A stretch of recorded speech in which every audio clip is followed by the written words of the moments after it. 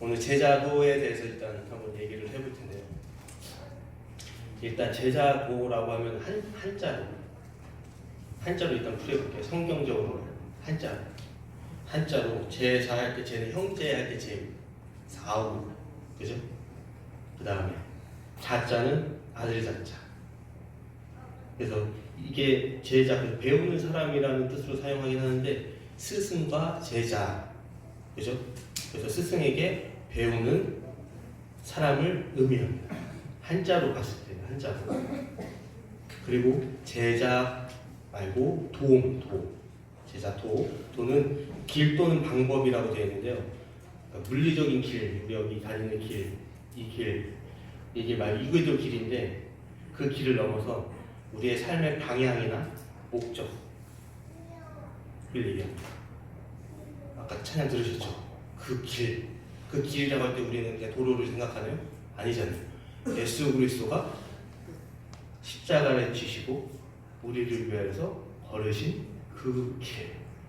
그래서 우리는 우리의 모든 것을 내려놓고 그 길을 간다고 고백하지 않습니까? 그 길입니다. 그 길. 제가 놀라지 않을 수가 있겠어요? 오늘 설교가 이건데. 네. 그래서 제자는 단순히 예수님을 따르는 것이 아니라 그 가르침에 따라 살아가는 삶의 방식, 방향을 얘기합니다. 그러면 이제는 헬라어로 볼게요. 성경에서 나온 제자도가 무엇인지. 성경에서는 제자도라고 얘기하지 않습니다. 제자도라는 말은 없어요. 제자라는 말이 있습니다. 제자, 배우는 자. 예수님을 따르는 제자도. 영어로 보면 디사이플십이라고 얘기하는데 우리 젊은 사람들 많이 알 거예요. 뭐 찬양에 보면 디사이플십이라고 찬양도 있고 그 CCM 찬양 가수들도 있습니다.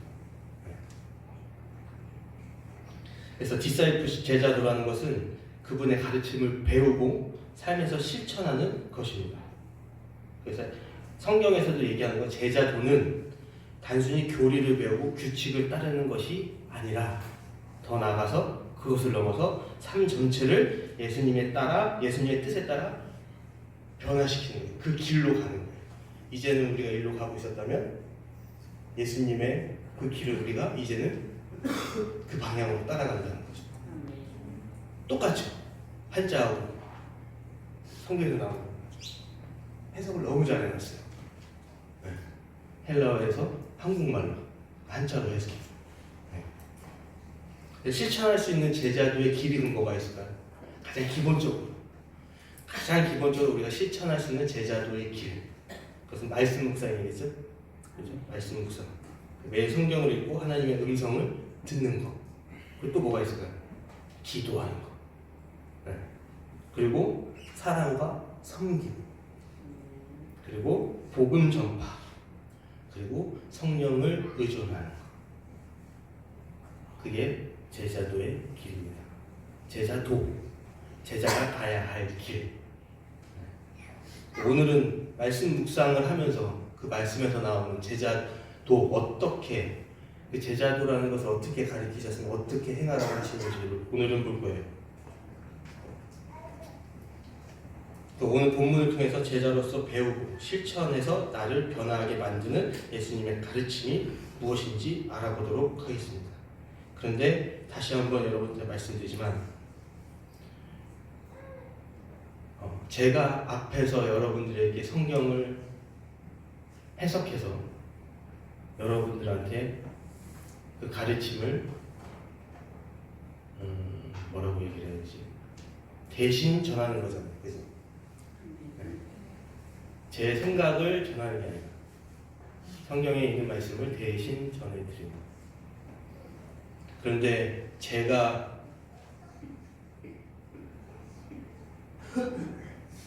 우려가 되는 게 있어요. 예전에 그 어떤 설교를 들었었는데 그게 너무 가슴이 아프더라고요. 이 시간 가운데 지금 하나님께 예수님의 그 사랑을 우리가 듣고 이 시간에 그 예수님의 임재를 통해서 말씀을 깨닫고 이 드려지는 예배 가운데 하나님께서 하나님 귀에 들리는 목소리가 그렇게 많지 않다라는 사실을 깨달았을 때 이게 너무 안타깝더라고요. 무슨 말이냐? 우리가 듣고는 있지만 마음을 다해서 진심으로 전심으로 이 말씀을 내가 또한 변화되고자 하는 그런 의지를 가지고 듣고 있냐 이 말씀. 그리고 그렇게 살겠다고 기도하십니까? 기도하시나요? 아니면 그냥 오늘 또 일요일 됐으니까 주일 됐으니까 그냥 나가서 앉아 계시나요? 제가 가장 우려가 되는 것입니다.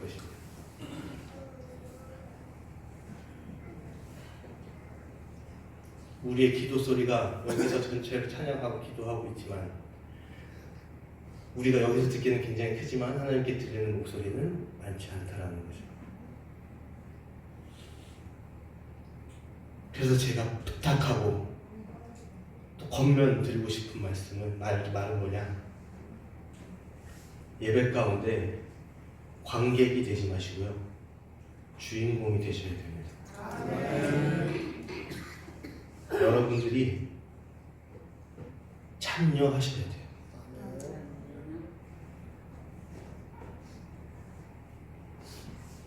오늘 이 말씀하고도 관련이 있습니다. 그냥 말씀으로 듣고 그것이 끝나면 그것이 하나님을 사랑하는 것인지 다시 한번 고민해 보시고, 정말 내가 하나님을 사랑하고 있다면 말씀을 통하여 깨닫게 된 사실들을, 힘듭니다. 아까 말씀하신 예수님의 길을 따른다는 게 결코 쉽지 않습니다. 내 자아를 버려야 되고요, 내 시간을 들여야 되고요, 내 권리를 다 버려야 됩니다. 쉽지 않지만 우리는 우리의 삶에서 하나님 일을 하시는 것을 관객으로서 쳐다보는 것이 아니라 그냥 바라만 보고 있는 것이 아니라 여러분들이 그 주인공이 되셔야 됩니다. 일단 본문으로 들어가기 전에 제자도를 알아봤는데, 마가복음 오늘 저자는 성경을 읽는 우리로 하여금 제자도의 길로 관심 갖게 하는지 한번 보도록 해야 돼요. 왜냐면 제가 제자도를 말씀드렸잖아요. 제가 해석한 거를. 그걸 다시 한번 확인을 해봐야 되잖아요. 마가가 정말 제자도를 얘기하고 있는지. 마가복음 1장 17절에서 20절입니다. 17절, 20절입니다. 예수께서 이르시되 나를 따라오라, 내가 너희로 사람 낚는 어부가 되게 하리라 하시니, 여기서 따르니라, 따라가니라. 1장 20절이요. 20절 한번 들어가 주시죠. 곧 부르시니 그 아버지 세베대 품꾼들과 함께 배에 버려두고 예수를 따라가니라. 20절에 따라가니라, 그리고 17절에 따르니라. 이 단어는요, 아콜로테오라는 헬라어입니다. 헬라어. 그래서 이것은 따르다, 동행하다라는 의미입니다. 그래서 1세기 그 당시 유대인의 맥락에서 보면 랍비나 교사를 따르는 것은 일반적인 관행이었어요. 그래서 어떻게 했냐면요, 집을 다 버려요. 자신의 직업을 다 버려요. 그리고 제 스승을 따라갑니다. 스승을 따르는데 매일같이 집에 왔다 갔다 하는 것이 아니라 같이 먹고 같이 자고 그분의 삶을 내 삶으로 바꿔나가는 것, 거기서 배우는 모습들. 우리가 이런 문화를 통해서 알 수 있는 게 뭘까요? 정말 온전히 스승에게 충성한다는 거예요. 충성한다. 따른다는 말이 그분께 나의 삶을 충성, 그리고 헌신, 그리고 그분의 가르침과 생활 방식을 고수하겠다는 의미입니다. 따르다라는 단어입니다. 근데 저자는 이런 의미의 단어를 여러 번 사용하고 있어요. 지금 1장 17절에서 20절 봤는데요. 8장 34절 볼게요.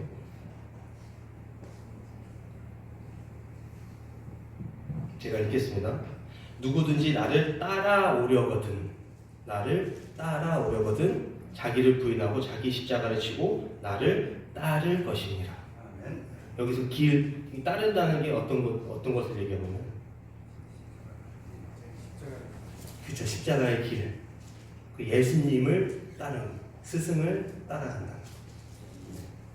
9장 38절, 요한이 예수께 여짜오되 선생님, 우리를 따르지 않는 어떤 자가 주의 이름으로 귀신 내쫓는 것 우리가 보고 우리를 따르지 아니함으로 금하였나이다.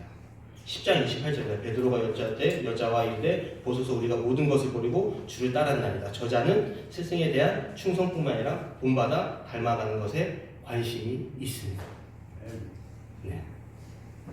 그래서 따르다라는 말은 다시 한번 말씀드리지만 충성되게 헌신적으로 스승을 따르는 것이고, 그냥 같이 동행의 의미가 아닙니다.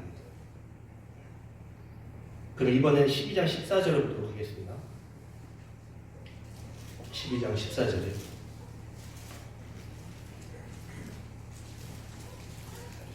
마가복음 12장 14절을 보면 하나님의 도를 가르치심이니라 라고 얘기했어요. 그 도, 이 도는요 길입니다. 길. 아까 처음에 한자로 말씀드렸을 때 도이죠. 도, 그 길. 네. 정말 해석을 정말 잘 해놨어요. 한자로 성경에 있는 의미를. 그래서 물리적인 길뿐만 아니라 은유적으로 표현하는 길은 제자도의 길이나 삶의 방향을 상징하기도 합니다. 특히 마가복음 10장 32절, 마가복음 10장 52절에서 예수님을 따르는 길로서 제자도의 본질을 표현하고 있습니다. 마가복음에서 마가는 계속해서 제자의 길, 제자도에 대해서 계속 우리에게 지금 얘기를 하고 있습니다. 성경을 통해서, 마가복음을 통해서. 여러분들이 이 제자도에 대해서 조금 더 알고 싶으시면, 마가복음 8장 27절에서 10장 52절까지 나중에 집에 가셔서 한번 읽어보시기 바랍니다. 지금 다 읽을 수가 없어요. 너무 많고 시간이 너무 오래. 꼭 읽어보시기 바랍니다. 거기에 제자도에 대한 이야기가 나와 있습니다. 물론 중복되는 내용도 있지만 저는 한번 싹 훑어봤거든요. 그 최소 제자도의 길, 제자도에 대해서 6가지 이상 얘기하고 있어요. 6가지. 그럼 이제 진짜 본론으로 들어가요. 본론. 어떤 길을 가야 하는 것이 제자의 길인가? 어떤 길을 가는 것? 어떻게 우리가 행하는 것이 제자도의 길인가? 그 여러 가지 중 한 가지 오늘 본문을 통해서 한번 알아보도록 하겠습니다. 그리고 또 하나, 마지막에 그 제자의 길, 제자도를 따르려고 하는데 어려움이 있습니다. 그 어려움이 마지막에 나오거든요. 그 어려움이 무엇인지도 한번 보겠습니다. 그래서 오늘 상황을 보면 예수님이 이제 집에 계실 때 제자들에게 물어봤어요. 아까 우리 길에서, 우리 아까 이쪽으로 오는데 길에서 너희들 막 아까 토론하고 막 갈등 좀 있었잖아. 뭐 때문에 그런 거야? 왜 그런 거야? 라고 얘기를 하십니다. 33절, 34절입니다. 가버나움에 이르러 집에 계실때 제자들에게 물으시되 너희가 길에서 서로 토론한 것이 무엇이냐 하시되, 34절은 그들이 잠잠하니 이는 길에서 서로 누가 그냐 하고 쟁론하였습니다.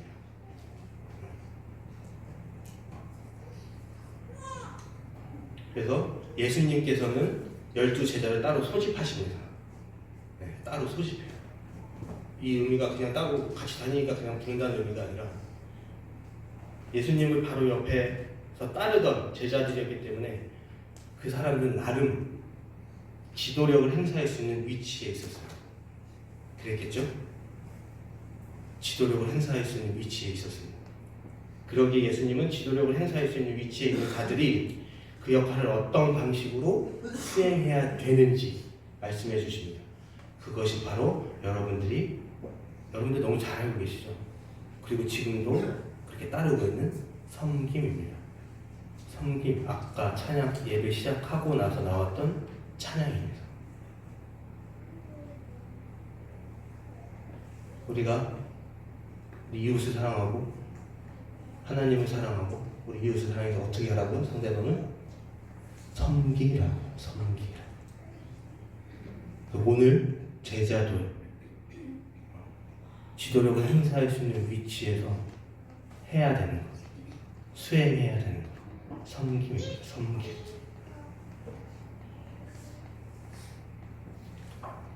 이런 지도력의 원리는 예수님이 직접 보여주셨어요.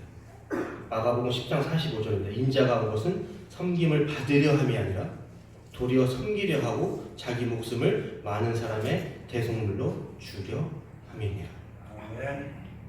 예수님께서는 그 원리를 직접 몸소 행하셨습니다. 그리고 제자들에게 가르쳐주고 계시는 거죠. 그럼 섬김이라는 것이 뭐냐? 자기 희생적인 삶. 자기 희생적인 삶. 그런 방식은 이러한 방식이 하나님 나라에서 가장 으뜸가는 거죠. 가장 큰 자가 되는 것이. 우리 옆에 이웃을 섬기는 것이 하나님 나라에서 가장 으뜸이 되는 것이라. 그래서 모든 제자들이 따라야 될 기준으로 제시되는 것입니다. 그럼 희생적인 삶, 이런 이타적인 삶 어렵나요? 어렵나요? 성인 군자들이랑 하는 길인가요?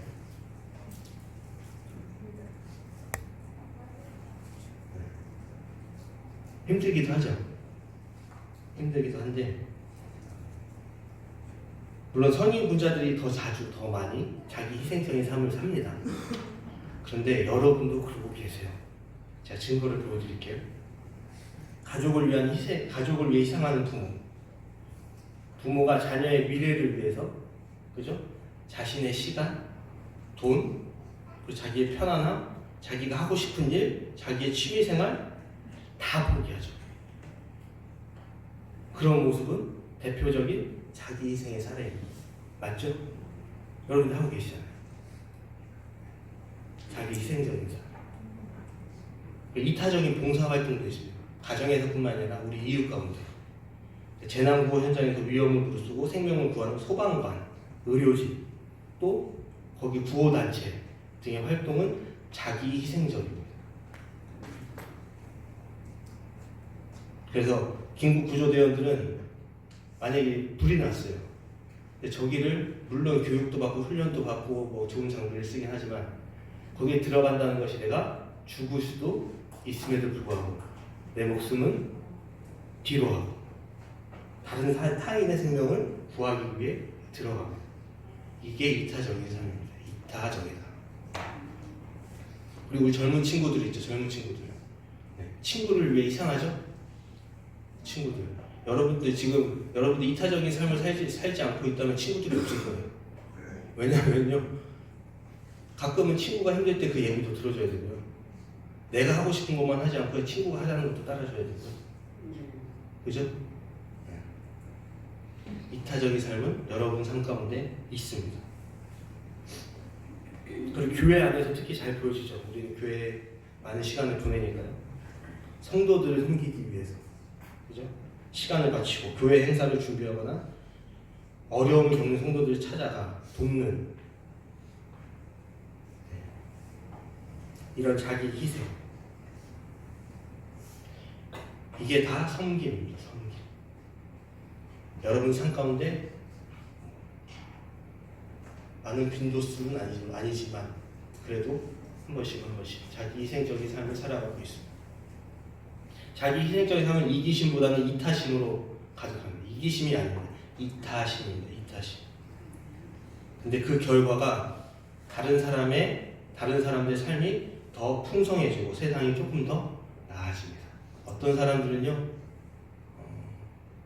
그렇게 다른 사람을 위해 섬기는 것이 손해라고 생각하는 사람이 있어요.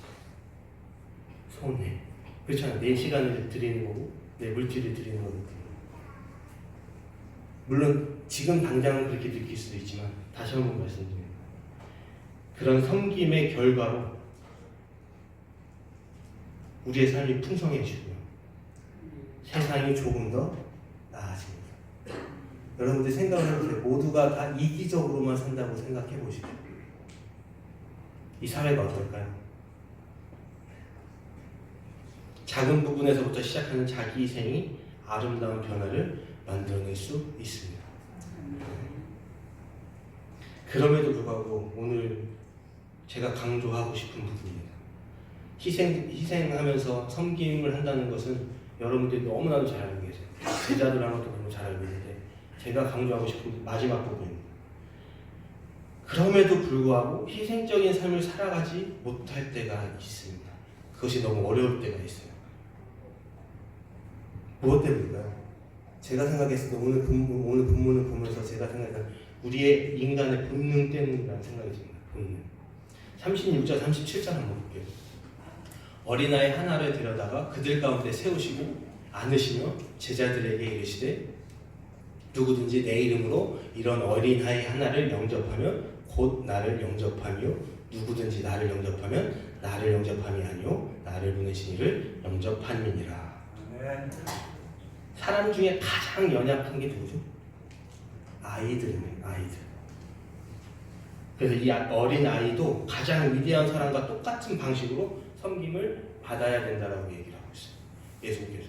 맞잖아요, 그죠? 37절, 36절, 37절. 근데 그 당시에는 아이를 어떻게 생각했을까요? 로마 시대, 로마의 초기에 소유물로 생각했어요. 소유물. 그들을 섬기기는커녕 부려먹었잖아요. 그죠? 그들은 육체와 정신이 미성숙하다는 이유로 부려먹었고, 힘이 없어서 생산적인 일을 맡기지도 못했습니다. 그런 일을 해낼 수 있는 능력이 없지요. 그런데 예수님은 자신을 힘있고 생산적인 사람들이 아니라 오히려 연약하고 의존적인 어린이들과 동일시합니다. 보십시오. 그 아이를 영접하는 게 누구 영접하는 거예요? 예수님. 예수님을 영접하는 게 하나님. 그래서 이렇게 하심으로 사람의 유형성에 따라 가치를 매기는 일반적인 성향에 반대하셨습니다. 이게 무슨 말이냐면요. 우리가 사람을 판단할 때, 우리 사람은 그 사람을 판단을 많이 하죠. 근데 어떤 사람이 굉장히 유능해요. 일도 잘해요. 그리고 높은 자리에 있어요.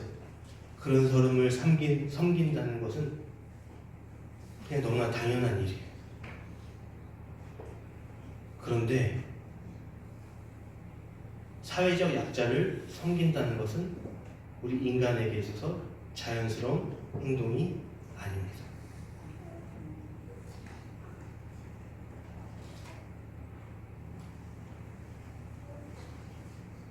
저도 목사이다 보니 자연스럽게 많은 분들이 섬겨주셔요. 너무나 당연한 얘기인 것 같아요. 우리가 높은 자리에 있을수록 대통령이라고 한번 생각해 보십시오. 대통령이 이 자리에 온다? 여러분들 어떻게 하시겠어요? 여기 싹 다 총살입니다. 군대에서는요, 투스타, 포스타 온다 그러면요, 길이 울퉁불퉁 하잖아요. 다 깔아버립니다. 그것이 우리에겐 자연스러운 섬김입니다. 능력 있는 사람, 힘 있는 사람한테. 그런데 예수님은요, 그런 사람을 섬기라고요? 누굴 섬기라고요? 어린아이, 약자.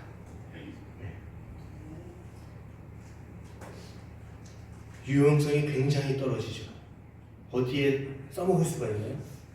없습니다.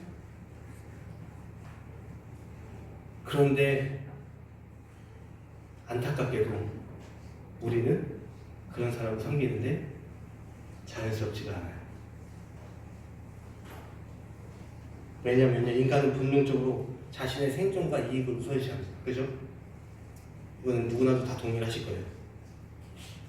따라서 어떤 사람이 나의 생존과 이익에 얼마나 도움이 되는지에 따라 태도가 달라질 수 있습니다. 나를 많이 도와주고 내가 어느 자리에 좀 높은 자리에 있고 나한테 이익을 주는 사람한테는 태도가 달라지죠. 나도 같이 섬겨주고. 그렇지 않은 사람은 섬기려는 우리의 마음이 생기지가 않습니다. 너무나도 자연스러운 거예요. 그런데 이런 자연스러운 게 하나님 나라에서는요, 가장 낮은 자, 가장 낮은 자, 가장 높은 자는 사회적 약자들, 유용성이 떨어지는 것 같이 보이는 어린아이들을 섬기는 것, 그런 사람들을 섬기는 게 하나님 나라에서는 최고입니다. 최고. 그래서 우리의 본능을 거스르기 때문에 힘든 거예요. 개인이 아니라 공동체로도 마찬가지죠. 우리 공동체에 리더가 있죠. 근데 어떤 사람이 공동체를 위해서 열심히 헌신해요. 그래서 막 많이 발전시키고, 그리고 이익을 가져다 줘요. 그럼 그 사람은 엄청 잘하겠죠. 그렇지 않은 사람은요?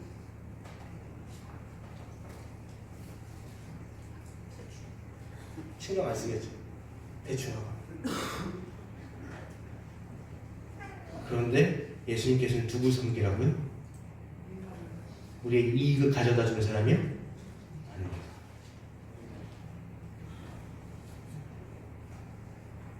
우리한테 아무런 이익이 되지 않아도 우리가 보기에, 하나님이 보기에 그렇지 않지만 인간이 보기에 정말 저거 따랐어 라고 하는 그 사람을 섬기라고 하고 계시는 거예요.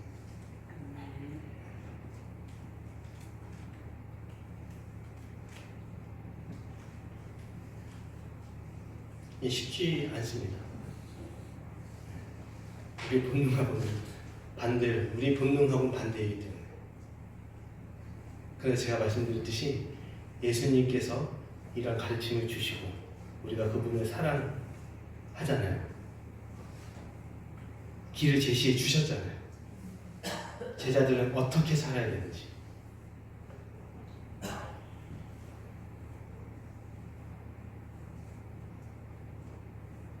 우리의 본능하고는 조금 다르다고 할지라도 그 길을 살아내셔야 됩니다.